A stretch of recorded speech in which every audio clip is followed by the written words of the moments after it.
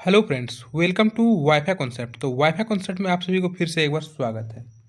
तो SSC MTS का 5 फरवरी का दूसरा शिफ्ट का एग्ज़ाम जैसे कि ख़त्म हो चुका है और जितना भी प्रश्न बच्चों के द्वारा भेजा गया है वो प्रश्न यहाँ पर आपको देखने को मिल जाएगा इस वीडियो में। ठीक है, सारे प्रश्न जो है आपका 100% ओरिजिनल है।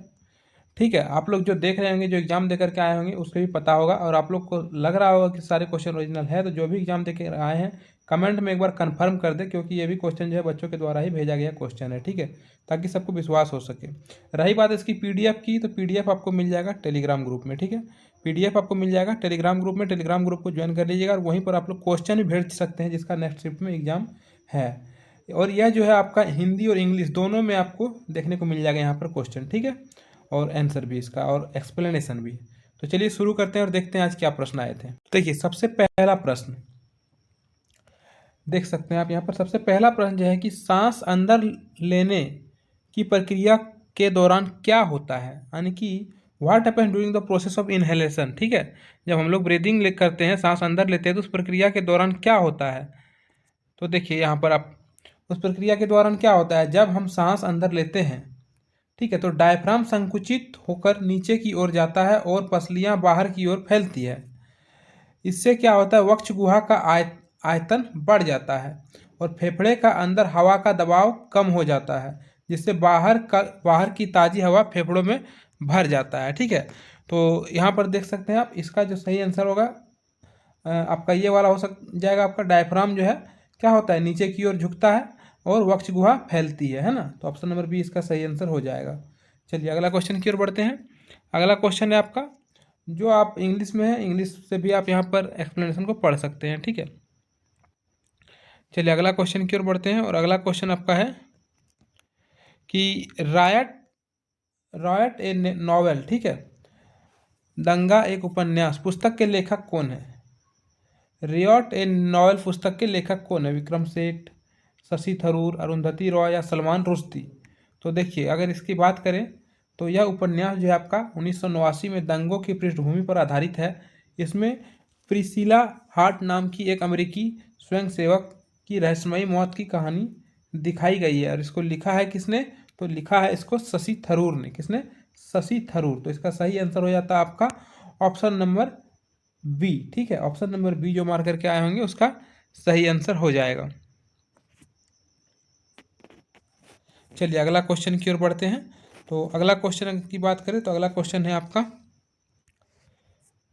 भारतीय संविधान से एक क्वेश्चन आया था, कॉन्स्टिट्यूशन से। देखिए क्या क्वेश्चन था।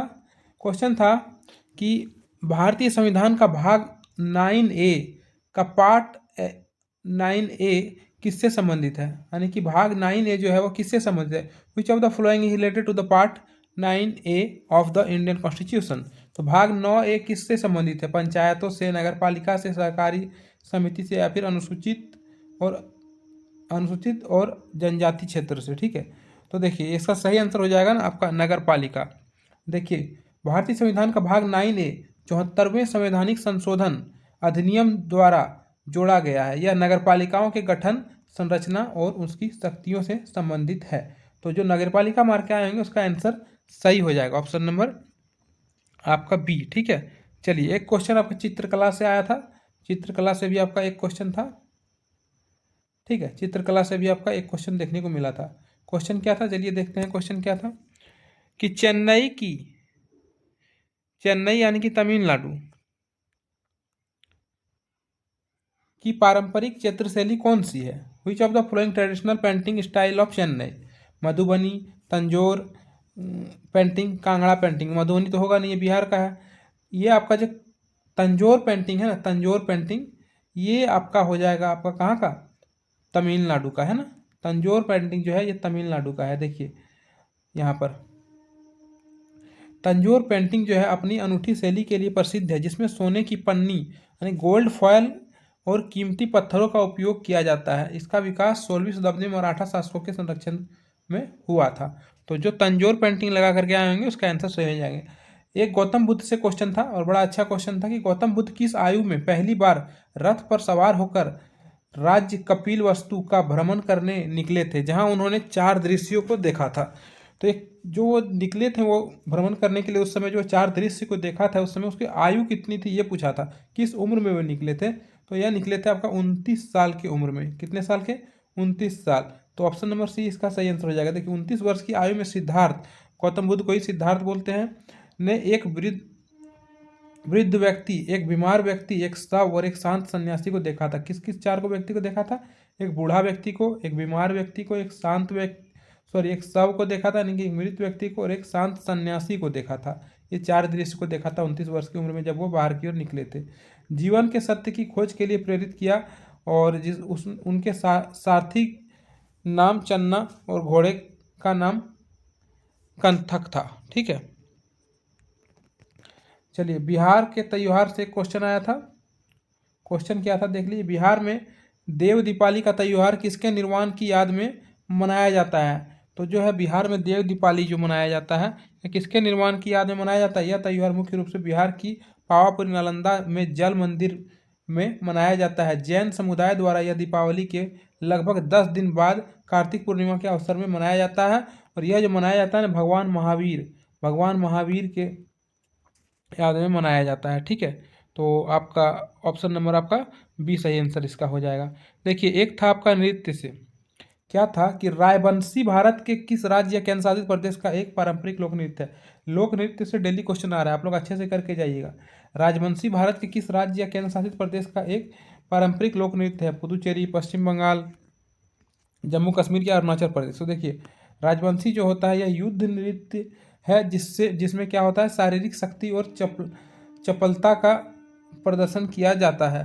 प्राचीन काल में यह नृत्य बंगाल के जमींदारों और राजाओं के सैनिकों द्वारा किया जाता था। तो इसका सही आंसर क्या होगा? पश्चिम बंगाल। ठीक है, ऑप्शन नंबर बी इसका सही आंसर हो जाएगा। अगला क्वेश्चन एक अर्थव्यवस्था से था। अर्थव्यवस्था से क्या क्वेश्चन था कि भुगतान संतुलन के चालू खाते में इनमें से कौन सी गतिविधियां शामिल है? तो भुगतान संतुलन के चालू खाते में कौन सी गतिविधियां इनमें से शामिल है? तो देखिए वस्तुओं और सेवाओं का आयात और निर्यात। ठीक है, ऑप्शन नंबर 20 का सही आंसर हो जाएगा। देखिए क्या होता है कि चालू खाता देश के वास्तविक व्यापार और आय हस्तांतरण को रिकॉर्ड करता है। निवेश और ऋण पूंजी खाते का हिस्सा होता है। चलिए अगला क्वेश्चन की ओर बढ़ते हैं। एक था आपका राजवंश, प्राचीन राजवंश से क्वेश्चन था कि वंजी, जिसे वंजी के नाम से भी जाना जाता है, ठीक है, वंजी किस प्राचीन भारतीय राजवंश की राजधानी था? वांजी या फिर वंजी किस प्राचीन भारतीय राज्य की राजवंश की राजधानी था?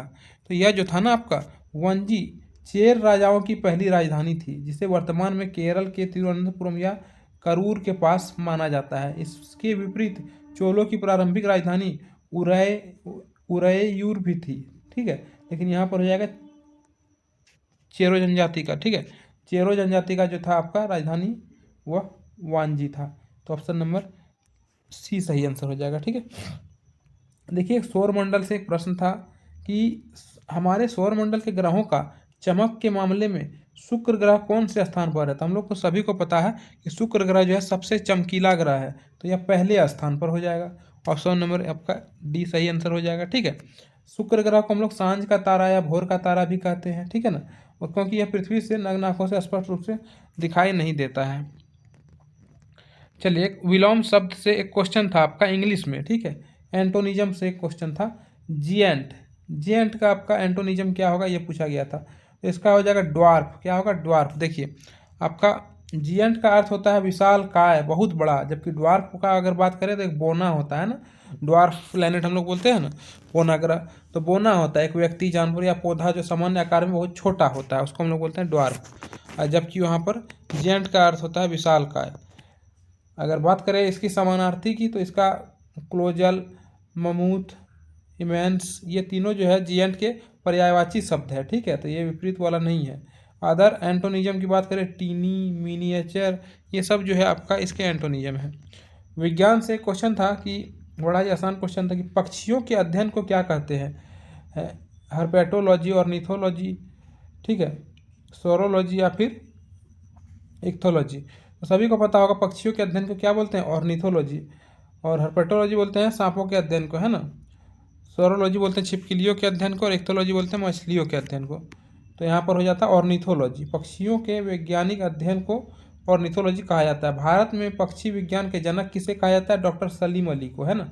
भारत में आपका पक्षी विज्ञान के जनक डॉक्टर सलीम अली को कहा जाता है। एक पुस्तक से क्वेश्चन था और कि द राइट ऑफ मैन पुस्तक के लेखक कौन है? द राइट ऑफ मैन पुस्तक के लेखक कौन है? John Locke, Thomas pen, Edmund Burke या फिर जीन जैक्स रूसो? तो देखिए इसका जो आंसर हो जाएगा ना, वो हो जाएगा थॉमस पेन। क्या होगा? Thomas pen. थॉमस पेन ने यह पुस्तक को लिखा था 1900।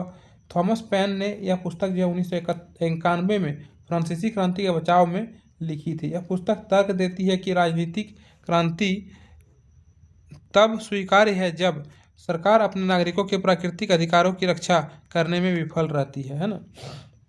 क्वेश्चन भूगोल से भी था एक कि भारत का अधिकांश उत्तरी मैदान किस प्रकार की मिट्टी से बना होता है? तो भारत का जो अधिकांश उत्तरी मैदान है वह आपका जलोढ़ मिट्टी से बना होता है। ठीक है। एक क्वेश्चन आपका नोट से आया था, मुद्रा से, कि आरबीआई द्वारा पहली बार 20 रुपया का मुद्रा नोट किस वर्ष में पेश किया था? 20 रुपया का नोट किस वर्ष पेश किया गया था सबसे पहली बार? 1969, 1972, 1975 या फिर 1980? तो देखिए आपका 1972 में पेश किया गया था। आरबीआई ने बैंक नोटों के उत्पादन की लागत को नियंत्रित करने के लिए 1972 में 20 रुपया का नोट जारी किया था। इसके पहले संस्करण पर अशोक स्तंभ बना हुआ था। जब इसका पहला संस्करण जारी हुआ था आपका 20 रुपया का नोट, उसमें अशोक स्तंभ था। 20 रुपये के नोट में क्या था? अशोक स्तंभ था। ये चीज़ ध्यान में रखिएगा। चलिए अगला क्वेश्चन एक था कि थेरुकुथु। थेरुकुथु जो है आपका भारत के किस राज्य का एक लोक रंगमंच है? थेरुकुथु जो है आपका भारत के किस राज्य का एक लोक रंगमंच है? तो यह जो है तमिलनाडु का है। ठीक है। थेरुकुथु जो है तमिलनाडु का एक पारंपरिक लोक नाटक है। इसका अर्थ है सड़क नाटक। ठीक है। चलिए अगला क्वेश्चन की ओर बढ़ते हैं। झांसा साझा लोकगीत मुख्य रूप से कहाँ की लड़कियों द्वारा मनाया जाता है? तो मालवा की लड़कियों के द्वारा मनाया जाता है आपका सांझा लोकगीत। देखिए सांझा मालवा मध्य क्षेत्र जो कि मध्य प्रदेश का एक पारंपरिक गीत और कला है। इसे कुंवारी लड़कियों पितृपक्ष के दौरान गाती है और गोबर व फूलों से दीवारों पर जो है आकृतियाँ बनाती है। और ये जो होता है आपका मालवा में होता है। ठीक है। चलिए वहाँ के लड़कियों के द्वारा, कुंवारी लड़कियों के द्वारा किया जाता है। देखिए 1857 से क्वेश्चन आया था, 1857 के विद्रोह से, कि 1857 के विद्रोह के बाद अंग्रेजों ने बहादुर शाह जफर के साथ क्या किया था? उन्हें रिहा कर दिया गया और पेंशन दी गई? नहीं। उन्हें तुरंत फांसी दे दी गई? ये भी गलत। नहीं। उन्हें रंगून भेज दिया गया था? ये बात सही है। जहाँ उनकी बाद में क्या हो गया था? मृत्यु हो गया था। तो 12वां रंगून भेज दिया गया था, बाद में उसकी मृत्यु हो गई थी, है ना। बाद में कब मृत्यु हुआ था? 1862 में उसकी मृत्यु हो गई थी। चलिए क्वेश्चन था कि निम्न हिमालय और शिवालिक के बीच स्थित अनुदैर्ध्य घाटी को क्या कहा जाता है? जो निम्न हिमालय और शिवालिक के बीच स्थित अनुदैर्ध्य घाटी को क्या बोलते हैं? तो उसको बोलते हैं हम लोग दून। क्या बोलते हैं? दून बोलते हैं। देखिए इन घाटियों को पश्चिम में दून और पूरब में द्वार कहा जाता है। ठीक है। चलिए अगला क्वेश्चन एक था दिल्ली सल्तनत से, कि दिल्ली सल्तनत काल के दौरान मुख्य कृषि कर खराज किस आधार पर वसूला जाता था? केवल खेत के आधार पर, केवल उपज के आधार पर, उपज का एक हिस्सा और बाद में भूमि पैमाइश के आधार पर, केवल पशुधन के आधार पर? तो देखिए उपज का एक हिस्सा और बाद में फिर भूमि पैमाइश के आधार पर जो है आपका खराज की वसूली किया जाता था। ठीक है। खराज कृषि उपज पर लगने वाला कर था और अलाउद्दीन खिलजी ने इसे उपज का 50% निर्धारित किया था और मसाहत यानी कि भूमि माप के आधार पर इसे लागू किया जाता था। भूमि को माप करके जो है ये आपको उसके उपज के आधार पर 50% टैक्स लिया जाता था खराज के रूप में। प्रसिद्ध रण उत्सव गुजरात के किस क्षेत्र में मनाया जाता है? तो रण उत्सव जो है गुजरात के कच्छ में मनाया जाता है। रण उत्सव कहाँ मनाया जाता है? गुजरात के कच्छ में मनाया जाता है। चलिए अगला एक क्वेश्चन था कि अरुणाचल प्रदेश के पूर्वी भाग में सूर्योदय गुजरात के पश्चिमी भाग की तुलना में कितने समय पहले उगता है? तो देखिए आपका अरुणाचल के पूर्वी भाग में जो सूर्योदय होता है वह गुजरात के पश्चिमी भाग की तुलना में कितने समय पहले होता है? तो यह होता है आपका 2 घंटा। ठीक है, 2 घंटा। भारत के सबसे पूर्वी और पश्चिमी भाग के बीच लगभग 30 डिग्री देशांतर का अंतर है और 1 डिग्री में 4 मिनट लेती है, तो 30 डिग्री में 120 मिनट, तो 120 2 घंटा आपका पीछे। ठीक है, जल्दी उगती है आपका अरुणाचल प्रदेश में। श्वसन प्रक्रिया, सांस अंदर लेने और बाहर लेने की प्रक्रिया थी, ये क्वेश्चन हो चुका है ना। इसमें क्या था आंसर इसका कि डायफ्राम का नीचे झुकता है और वक्ष गुहा फैलती है। चलिए, एक था चोल शिलालेखों में वर्णित वेट्टी कर किस रूप में वसूला जाता है। तो वेट्टी कर जो होता है आपका जबरन श्रम के आधार पर वसूला जाता है, ठीक है। चलिए, यहाँ पर आपका जो भी क्वेश्चन आपका सेकंड शिफ्ट में आए हुए थे आपका, वो यहाँ पर सारा कवर कर लिया गया है। वीडियो जेन्युइन लगी हो तो आप लोग कमेंट करके बताइएगा। वीडियो को एक बार लाइक कीजिएगा, ताकि आपका लाइक, कमेंट और सब्सक्राइब ही हमारा मोटिवेशन को बना के रखता है। पीडीएफ चाहिए टेलीग्राम ग्रुप में जुड़ जाइए, वहाँ आपको इसका पीडीएफ मिल जाएगा, ठीक है। चलिए, वीडियो को देखने के लिए आप सभी को बहुत बहुत धन्यवाद। एक लाइक करके आप लोग मोटिवेशन को बढ़ा सकते हैं, ठीक है। चलिए, मिलते हैं अगले वीडियो में।